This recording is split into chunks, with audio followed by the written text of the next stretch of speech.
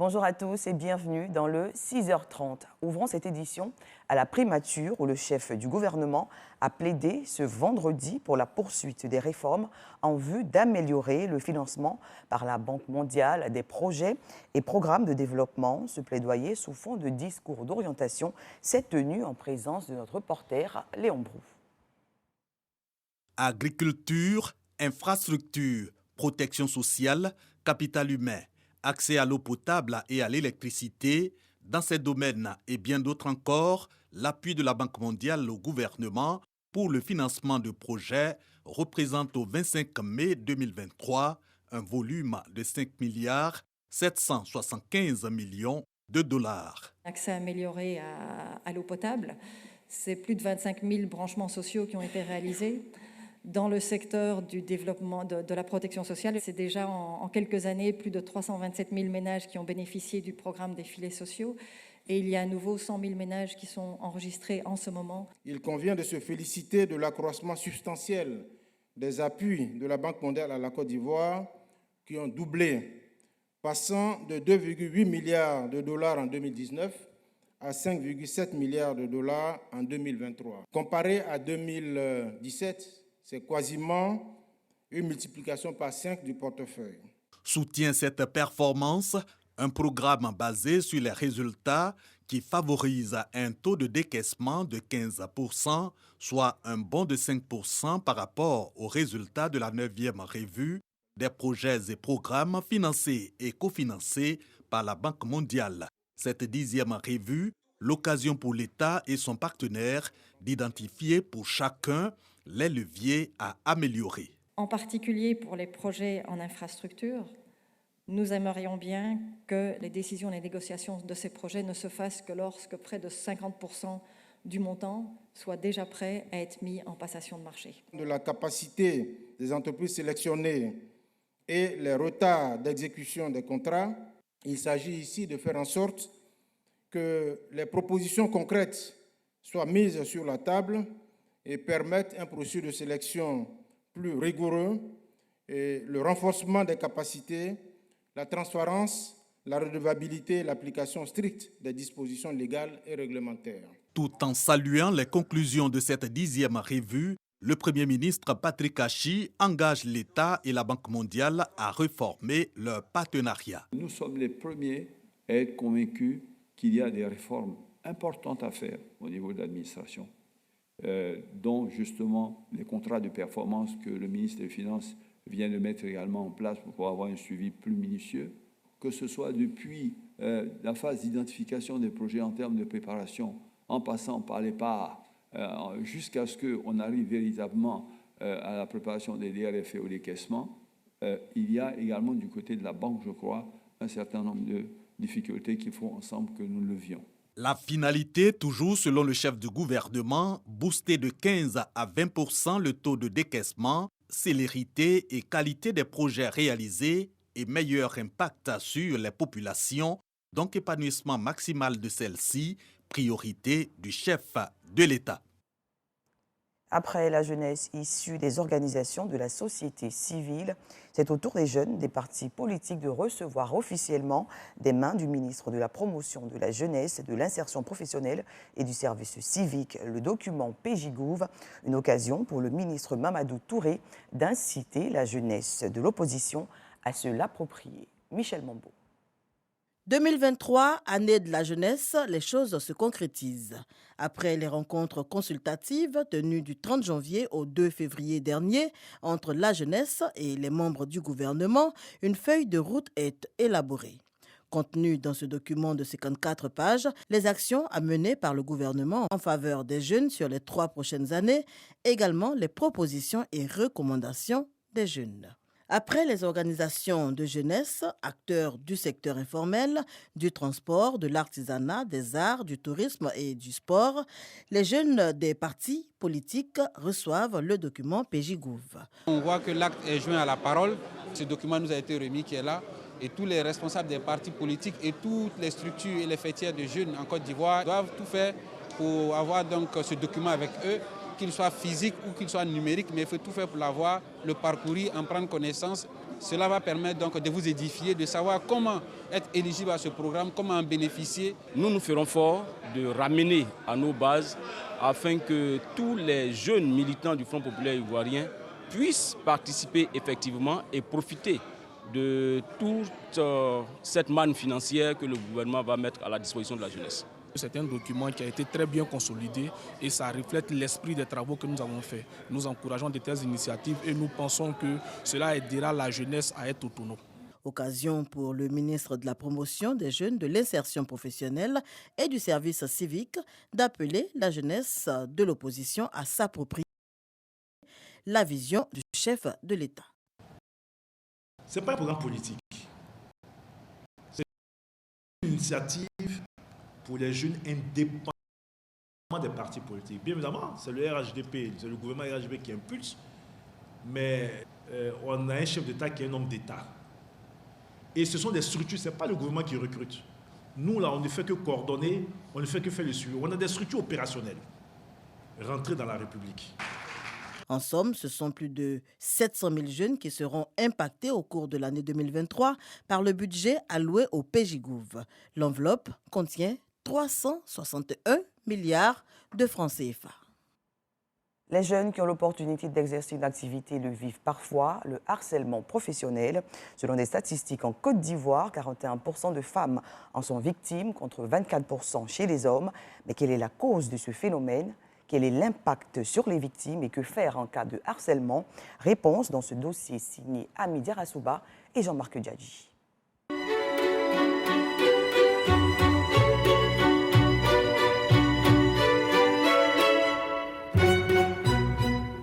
Une femme assise et esselée. Nous l'appellerons Natacha. Mariée et mère de 2 enfants, elle est assistante bilingue de formation. Sa vie professionnelle prend du plomb dans l'aile le jour où son employeur commence à la regarder différemment. Il est devenu le directeur des ressources humaines. Il m'a dit que si je ne cédais pas à lui, j'allais prendre ma retraite au niveau du standard. Et j'ai refusé. J'ai supporté ça. J'ai été humiliée encore. Je suis descendue à mon poste toute pleurant. En 2019, c'est là même que ça va commencer. 8 ans à subir les avances répétées de nature sexuelle de son supérieur hiérarchique.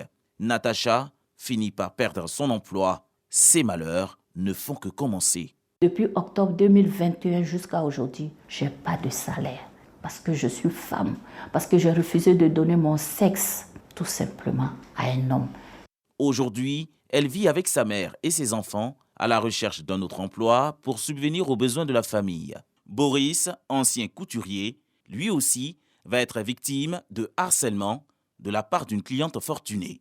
Un jour, j'étais dans mon atelier et j'ai reçu une dame qui est venue avec une voiture qui a garé et qui a envoyé des habits à coudre. Il y avait au moins 5 complets qui étaient finis. Et donc, elle m'a demandé de lui envoyer ça chez elle. Elle a essayé encore les habits et cette fois-ci, elle m'a dit non, de rentrer en chambre et qu'elle va essayer ça devant moi parce qu'elle est un peu fatiguée, elle ne peut pas aller au salon. Elle a bouclé la porte et elle s'est déshabillée.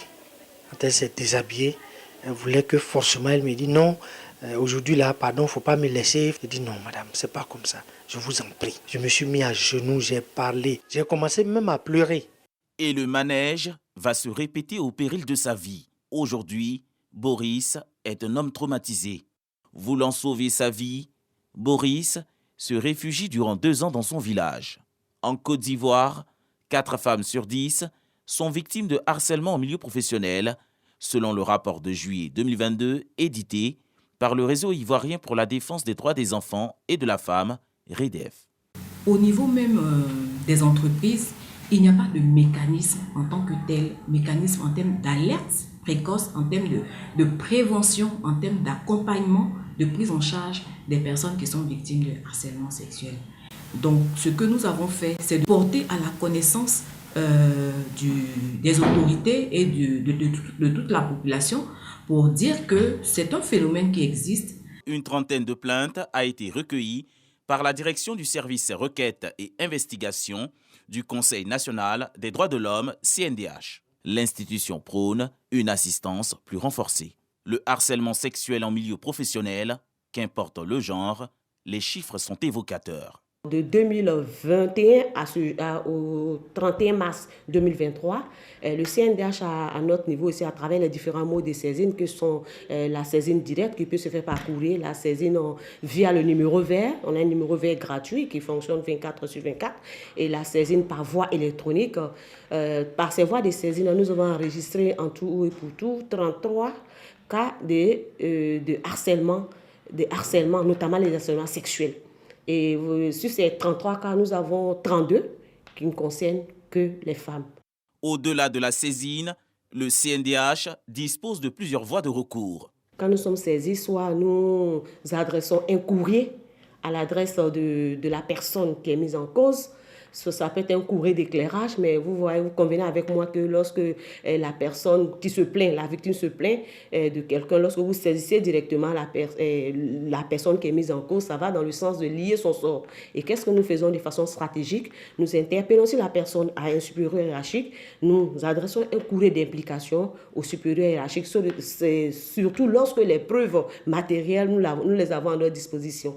Le ministère de la Femme, de la Famille et de l'Enfant va plus loin. Au bureau dédié aux violences basées sur le genre VBG, une stratégie est mise en place. Le premier mécanisme que nous avons mis en place, c'est la ligne verte. On peut dénoncer ces violences qu'on subit en appelant à la 1308 pour dénoncer les cas de violences qu'on subit. On peut également se rendre dans les services sociaux pour partager la souffrance qu'on traverse, afin de bénéficier d'un accompagnement par les travailleurs sociaux. 12% des femmes et 2% des hommes déclarent avoir été victimes de harcèlement sexuel en milieu professionnel, selon une enquête de l'Institut national d'études démographiques INED, publiée en 2018. Les victimes refusent de dénoncer leur bourreau par peur de représailles. Ce fléau reste encore un sujet tabou en Côte d'Ivoire, d'après les conclusions d'experts de l'Organisation internationale du travail, OIT. Merci à nos équipes pour ce reportage. Rendons-nous à présent à Guéébli, à 18 km de Diokoué, à l'ouest du pays. Une activité de type volcanique est survenue dans la nuit du 17 au 18 mai, inquiétant les populations. Pour les rassurer, le sous-préfet de la localité les a conviés à une rencontre. Le compte rendu de notre reporter, F. Bouy. Après la découverte le 18 mai dernier d'un phénomène géologique inédit dans la localité de Guéébli, un vent de panique s'est emparé de la population riveraine. D'autres disent que c'est un volcan. Non, ce n'est pas un volcan. C'est bon, on ne sait pas. La population riveraine a peur. Nous sommes dans une zone forestière. C'est en cette période précise qu'on profite pour traiter nos champs pour que pendant la saison sèche, qu'on puisse recueillir un peu de cacao. La direction des mines et l'Université polytechnique de Mans ont déjà effectué des prélèvements pour des analyses. Nous avons mobilisé notre laboratoire mobile avec les spécialistes en géosciences, géologie et géophysique, en environnement. Pour venir regarder ce qui s'est passé et peut-être pouvoir nous prononcer le plus rapidement possible. En attendant les résultats, le sous-préfet de Guéébli a tenu une réunion d'information et de sensibilisation à la sous-préfecture. Il est bon de prendre des mesures de sécurité qui s'imposent. Il ne faudrait pas qu'il y ait des visites, qu'il y ait du tourisme sur les sites. Parce que c'est très dangereux. Le gouvernement de Côte d'Ivoire est déjà informé et il prendra toutes les mesures nécessaires pour la protection des personnes et des biens sur les sites. Évitez, en dernière position, de ventiler des rumeurs. Je ne souhaiterais pas qu'on s'aventure dans un domaine qu'on ne maîtrise pas. Les essais ont été saisis. Pour rappel, au moment des faits, un support métallique de moyenne tension de la compagnie ivoirienne d'électricité CIE a fondu et cédé sous l'effet de ce phénomène géologique. Il y a eu un foyer avec 2 coulées de quelques mètres de part et d'autre. À l'international, la Russie se dit prête à fournir à l'armée somalienne du matériel militaire dans sa guerre contre le terrorisme.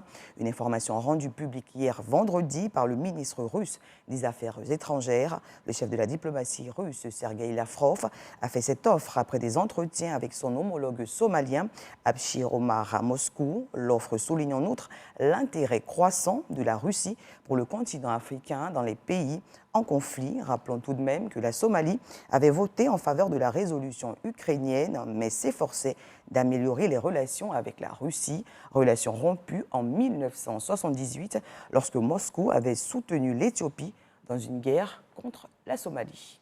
C'est la fin de ce journal. Merci d'avoir suivi. Bon week-end à tous.